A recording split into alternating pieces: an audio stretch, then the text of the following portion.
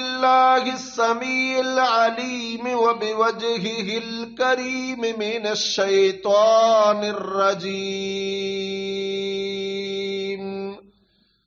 من همزه ونفخه ونفسه بسم الله الرحمن الرحيم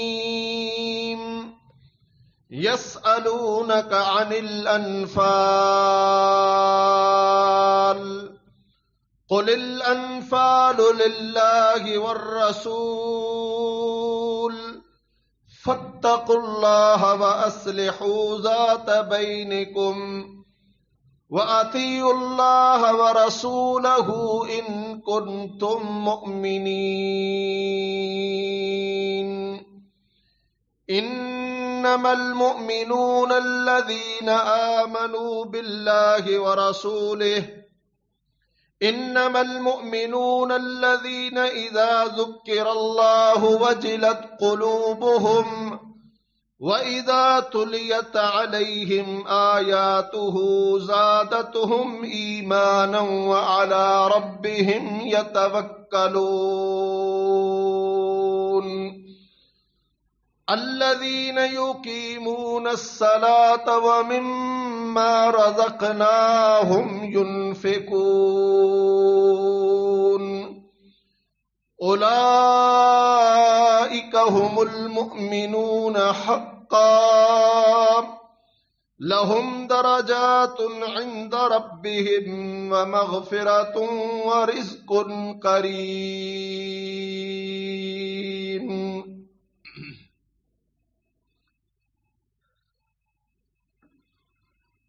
یسألونک عن الانفال، اے نبی صلی اللہ علیہ وسلم آپ سے یہ لوگ مال غنیمت کی تقسیم کے متعلق سوال کرتے ہیں، تو قل الانفال للہ والرسول، انہیں کہہ دو کہ مال غنیمت اللہ اور اس کے رسول صلی اللہ علیہ وسلم کا حق ہے۔ فاتقوا اللہ وَأَصْلِحُوا ذَاتَ بَيْنِكُمْ، پس تم اللہ کا تقوی اختیار کرو اور آپس میں اصلاح کرو۔ وَأَطِيعُوا اللَّهَ وَرَسُولَهُ، اور اطاعت کرو، بات مانو اللہ کی اور اس کے رسول صلی اللہ علیہ وسلم کی، ان کنتم مؤمنین، اگر تم مومن ہو تو۔ انما المؤمنون الذین اذا ذکر اللہ، بے شک مومن تو وہ لوگ ہوتے ہیں کہ جب ان کے سامنے اللہ کا ذکر آتا ہے تو وجلت قلوبہم، ان کے دل کانپ جاتے ہیں۔ وَإِذَا تُلِيَتْ عَلَيْهِمْ آيَاتُهُ، اور جب اس اللہ کی آیتیں ان کے سامنے تلاوت کی جاتی ہیں تو زادتہم ایمانا، ان کا ایمان بڑھ جاتا ہے۔ وَعَلَى رَبِّهِمْ يَتَوَكَّلُونَ، اور وہ اپنے رب پر بھروسہ اور توکل کرتے ہیں۔ الذین یقیمون الصلاۃ، مومن وہ ہیں جو نماز قائم کرتے ہیں۔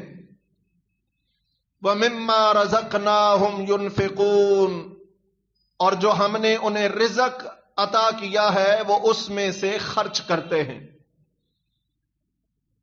اولئک هم المؤمنون حقا، یہ ہیں سچے پکے مومن۔ لہم درجات عند ربہم، ان کے درجات ہیں ان کے رب کے ہاں۔ ومغفرۃ، اور گناہوں کی بخشش ہے۔ ورزق کریم، اور عزت کا رزق ہے۔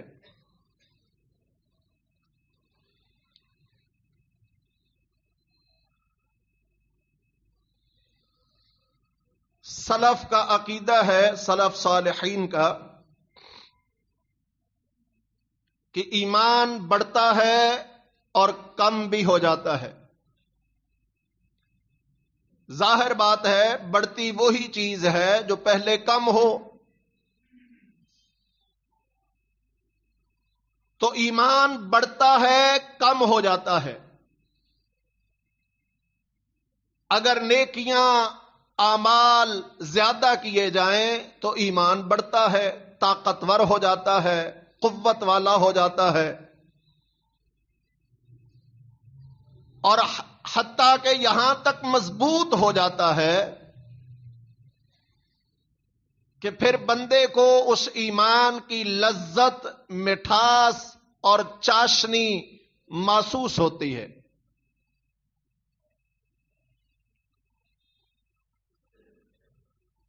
صحابہ کرام رضوان اللہ علیہم اجمعین کے بارے میں ہم واقعات پڑھتے ہیں، جب سیرتوں کا مطالعہ کرتے ہیں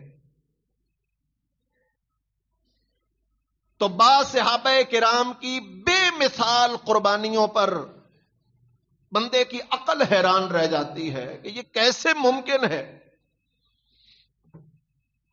کہ ایک بندہ اس قدر جذبے کے ساتھ اللہ کے لیے اپنا سب کچھ نچھاور کر دینے کو تیار ہو جائے، اور کس طرح اللہ اور اس کے رسول صلی اللہ علیہ وسلم کی بات پر وہ لوگ پختہ یقین رکھتے تھے کہ ظاہری اسباب نہ ہونے کے باوجود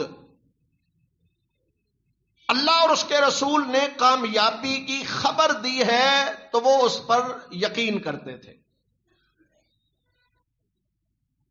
ہے نا کمال کہ نبی کریم صلی اللہ علیہ وسلم نے معراج کا ذکر کیا تو ابو جہل نے اس بات کو لے لیا. لو جی، یہ مسلمانوں کو پھیرنے کے لیے، ان کے ذہنوں کو خراب کرنے کے لیے بڑی مضبوط دلیل مل گئی ہے.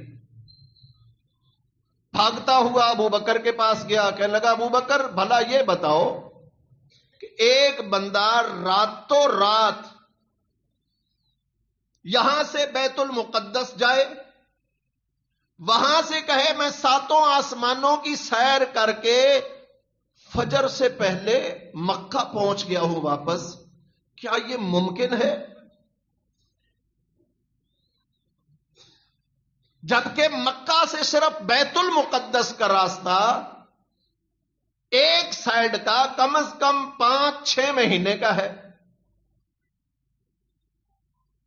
تو ابو بکر صدیق رضی اللہ تعالی عنہ فرمانے لگے ذرا یہ تو بتانا یہ دعویٰ کیا کس نے ہے؟ اس نے سمجھا چلو چال چلی گئی ہے، کامیاب ہو گئی ہے، وہ ذہن بدلے گا. ابو جہل نے فٹ سے کہا یہ تیرا یار محمد کہتا ہے صلی اللہ علیہ وسلم. کمال ایمان کی مضبوطی دیکھیے. کہا کم بخت، یہ بھی کوئی بات ہے؟ میں تو اس سے بڑی بات پر یقین کیے ہوئی ہوں. وہ حیران ہوا بھئی اس سے بڑی بات کون سی ہے؟ کہا انہوں نے کہا میں اللہ کا رسول ہوں اور میں نے مان لیا.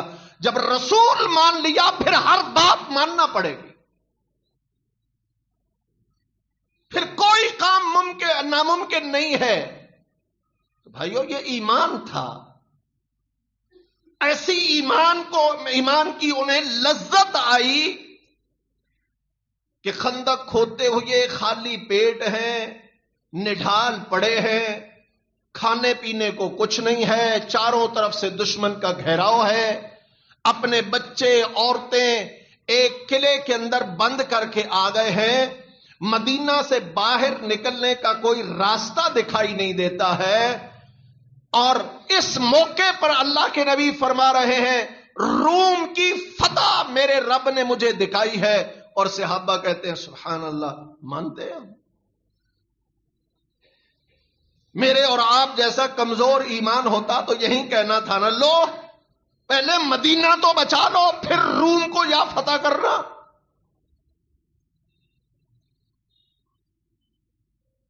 دوسری بشارت دی، فرمایا یمن فتح ہوگا. تیسری بشارت دی، فرمایا ایران پر اسلام کا پرچم لہرائے گا. تو صحابہ کرام نے تصدیق کی کیا کہا؟ صدق اللہ و رسولہ، اللہ اور اس کے رسول سچ فرماتے ہیں. یہ فتح نصیب ہوگی. ظاہری وسائل و اسباب کچھ نہیں، نہ طاقت ہے، نہ قوت ہے، نہ وسائل ہے، بلکہ چاروں طرف سے دشمن نے گھیراؤ کیا ہوا ہے. لیکن ایمان کیا مضبوط اور پختہ تھا کہ اس حالت میں بھی کہتے صدق اللہ و رسولہ، اللہ اور اس کے رسول نے سچ فرمایا ہے. آج میں اور آپ، ہمارے ایمان کی حالت کیا ہے؟ ذرہ ذرہ سی باتوں پر شکوک و شبہات کے شکار ہو جاتے ہیں. معمولی تکلیفوں پر نا امید ہو کر بیٹھ جاتے ہیں. یہ ذرہ ذرہ کی باتوں سے جو میرے دل کے اندر کھٹکا لگا رہتا ہے، اللہ سبحانہ و تعالیٰ سے بے اعتباری میرے ذہن کے اندر بیٹھ جاتی ہے، شکوک و شبہات کا شکار ہو جاتا ہوں. بھائیو، اس کی سب سے بڑی وجہ ایمان کی کمزوری ہے. جب ایمان مضبوط ہوتے ہیں تو پھر ظاہری اسباب نہیں دیکھے جاتے، پھر اللہ کے وعدوں پر یقین کیا جاتا ہے. ہمیں اللہ کے وعدوں پر یقین کب ہوتا ہے؟ جب ساری دنیا سے دھکے کھا کے نا امید ہو جاتے ہیں نا، بس پھر اللہ ہی ہے جی. بھائی تب اللہ پر یقین کہاں گیا تھا جب تو دھکے کھا رہا تھا، کبھی ادھر کبھی ادھر ٹکرے مار رہا تھا، جب شکوے شکایتیں کر رہا تھا، کبھی اس کے سامنے کبھی اس کے سامنے اپنے رونے دھونے کر رہا تھا، تب اللہ پر یقین کہاں گیا تھا؟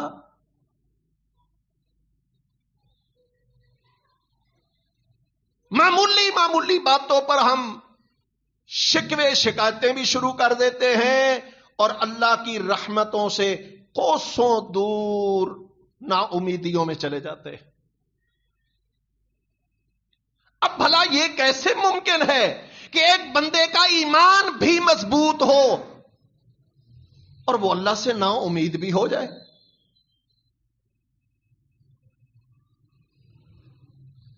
کیسے ممکن ہے کہ بندے کا ایمان بھی بڑا پختہ ہے، نماز بھی نہیں پڑھتا ہے، ایمان بھی بڑا زبردست ہے، حقوق العباد کا بھی خیال نہیں رکھتا ہے، ایمان بڑا زبردست ہے پر اخلاقیات میں بربادی ہے؟ کیسے ممکن ہے؟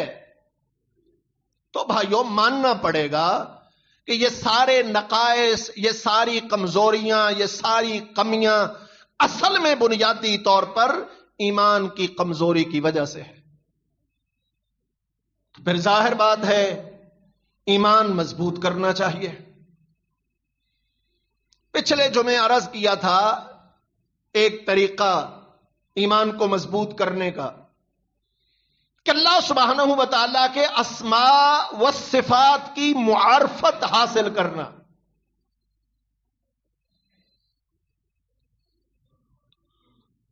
ان للہ اسماء الحسنى فادعوہ بہا، اللہ کے بڑے اچھے اچھے نام ہیں، انہی ناموں سے اسے پکارو. فادعوہ بہا، ان ناموں سے اس سے دعائیں کرو، اس سے فریادیں کرو. اب ہمارے ہاں کیا ہے؟ فلاں کے صدقے سے، فلاں کے واسطے سے، فلاں کے ذریعے سے.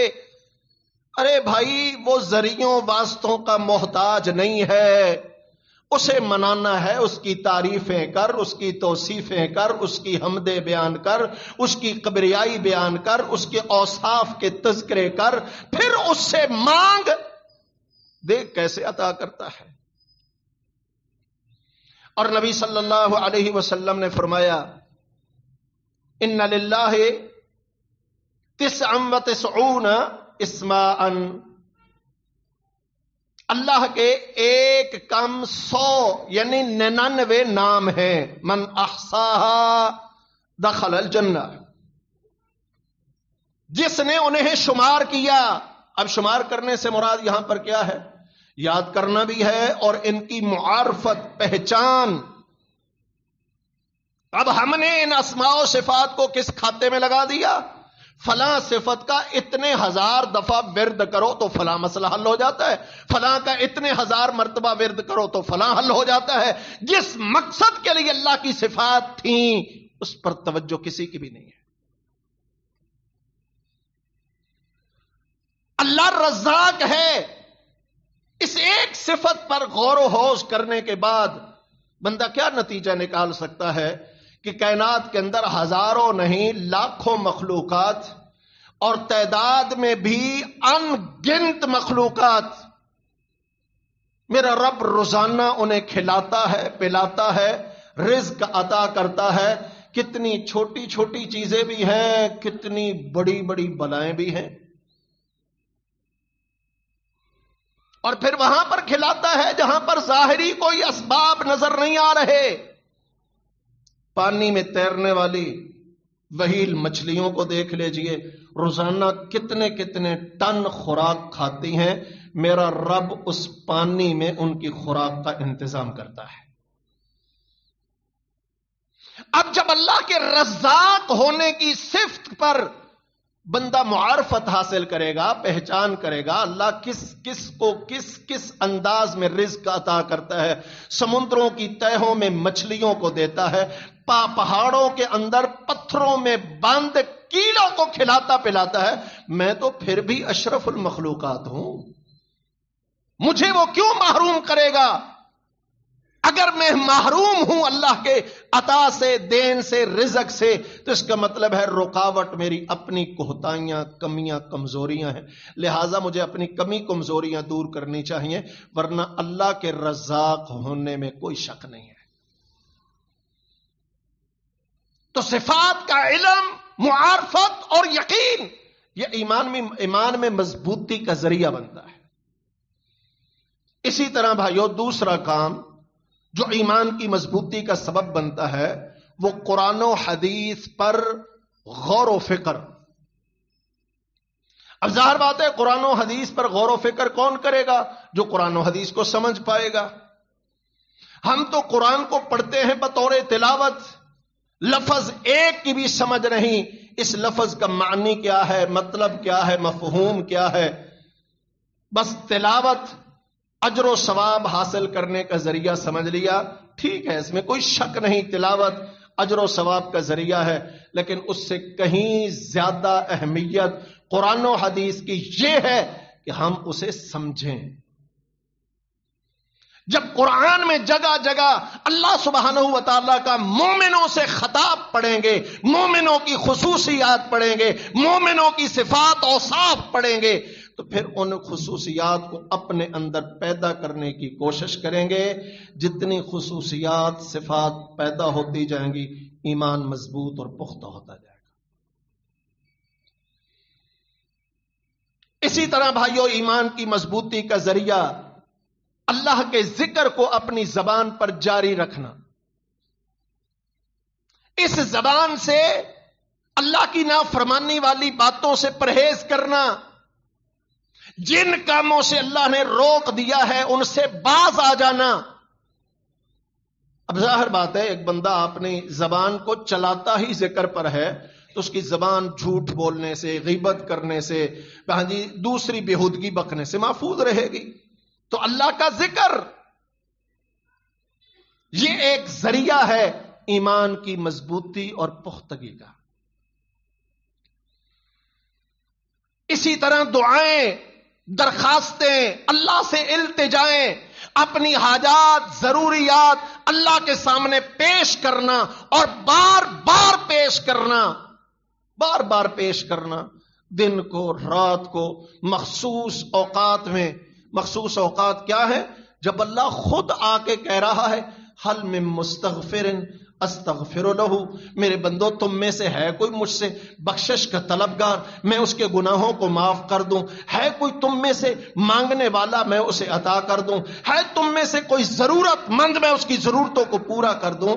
تو اس وقت میں، سحری کے وقت، فجر سے پہلے اٹھ کے اپنے رب کے سامنے اپنی محتاجی، فقیری، ضرورتیں سامنے رکھیے۔ ہم کہاں رکھتے ہیں؟ لوگوں کے سامنے، ایک کے پاس بیٹھے پورا پورا اپنا اندر کھول کے رکھ دیا. وہ مجھے اچھا بھلا سمجھتا تھا، اب اسے بھی پتہ چل گیا یہ کنگال ہو چکا ہے. اب کیا ہوگا؟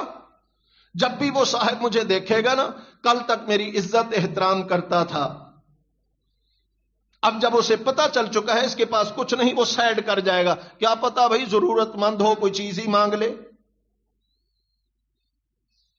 میں اپنے رب کے سامنے اپنی درخواستوں کو رکھتا، وہ میری لاج بھی رکھتا، پردے بھی رکھتا. یقین کریں. اور مانگنے پر اتنا خوش ہوتا ہے. یہ تو شیطان نے ہمیں دھوکہ دے دیا نا کہ ہماری سنتا نہیں ہے. حالانکہ اللہ کے نبی صلی اللہ علیہ وسلم نے فرمایا اگر تم گناہ نہ کرو اور اللہ سے توبہ نہ کرو، اللہ کے سامنے درخواستیں نہ رکھو، تو اللہ تمہیں تباہ کر کے کسی دوسری قوم کو کھڑا کر لے جن سے گناہ ہوں اور وہ اپنے رب کے سامنے درخواستیں معافی کی لے کر آئے. اللہ کو درخواستیں دینے والا بندہ بڑا پسند ہے. یہی وجہ ہے کہ نبی کریم صلی اللہ علیہ وسلم، جن کو اللہ نے فرمایا قد غفر اللہ لک ما تقدم من ذنبک وما تأخر، اللہ کے نبی آپ کے اگلے پچھلے معاف، کوئی گناہ نہیں. آپ بھی روزانہ استغفار کرتے، توبہ کرتے، معافیاں مانگتے. کیوں؟ کیونکہ اللہ کو توبہ بڑی پسند ہے، اللہ کو معافی مانگنا بڑا پسند ہے. گناہ کوئی نہیں پھر بھی درخواست ہے اللہ مجھے معاف کر دے، اللہ مجھے معاف کر دے. کیونکہ اللہ خوش ہوتا ہے نا، میرا بندہ جانتا ہے میرے علاوہ کوئی اور معاف کرنے والا نہیں ہے. تو ایمان کی مضبوطی کے لیے بھائیوں دعائیں، فریادیں، درخواستیں، رونا دھونا کرنا ہے، اپنا اندر کھول کے باہر رکھنا ہے. تو صرف ایک ہی ذات ہے جس پہ بھروسہ کیا جائے اور وہ اللہ کی ذات ہے. باقی جہاں بھی کریں گے ذلیل ہوں گے، بدنام ہوں گے. اسی طرح اللہ کا قرب پانے کے لیے ایمان اللہ کے قرب سے ہی مضبوط ہو سکتا ہے نا. تو اس کا کیا ذریعہ ہے؟ وہ فرائض جو اللہ نے اپنے بندوں پہ فرض کیے ہیں، فرائض کی ادائیگی اور پھر نوافل کا اہتمام. یہ بھی ایمان میں مضبوطی اور زیادتی کا ذریعہ بنتے ہیں. ایمان ان سے پختہ ہوتا ہے. فرائض کو باقاعدگی سے ادا کرے اور پھر نوافل کا اہتمام کرے. ہمارے ہاں فرائض کا ہی احساس نہیں، نوافل کو کون پوچھتا ہے؟ اور فرائض میں ہم نے سمجھا صرف نماز روزہ. نہیں بھائیو، جس کام کا بھی اللہ نے حکم دے دیا ہے وہ کام فرض ہے، اسے حد المقدور جتنی استطاعت ہے بجا لانا ہم پہ فرض ہے. تو فرائض کی ادائیگی، نوافل کا اہتمام، یہ ایمان کی مضبوطی کا ذریعہ بنتے ہیں. اسی طرح بھائیو، یہ ساری چیزیں کہاں سے حاصل ہوتی ہیں؟ یا خود پڑھ کے یا کسی سے سن کے. تو قرآن و حدیث کا مطالعہ کرنا، تلاوت صرف نہیں، مطالعہ کرنا سمجھنے کے لیے، اور ساتھ علمی مجالس کو حاضری دینا تاکہ علمی مجالس میں سے کوئی بات میرے پلے پڑتی جائے. اور دیکھا ہوگا آپ بھائیوں نے، بعض دفعہ کسی علمی مجلس میں بندہ بیٹھا ہوتا ہے، نصیحت ہو رہی ہوتی ہے، تو وہاں پر ایمان کی عجیب کیفیت ہوتی ہے. بندے کا یہی جی چاہ رہا ہوتا ہے میں انشاءاللہ یہ بھی کروں گا، یہ جو بیان ہوا یہ بھی میں کروں گا، یہ بھی کروں گا. یعنی نیکی کرنے کا جذبہ بندے کے اندر انگڑائی لیتا ہے. کیا خبر کب کس بات سے اللہ سبحانہ و تعالیٰ مجھے غلطیوں سے بچا کے نیکی اور خیر کے رستے پہ کھڑا کر دے. تو یہ بھائیوں ذرائع اور اسباب ہیں ایمان کی مضبوطی کے. اور جب ایمان مضبوط ہوتا ہے وہ اپنی لذت رکھتا ہے، وہ اپنی چاشنی رکھتا ہے، وہ اپنی مٹھاس اور حلاوت رکھتا ہے، اور بندے کو وہ محسوس ہو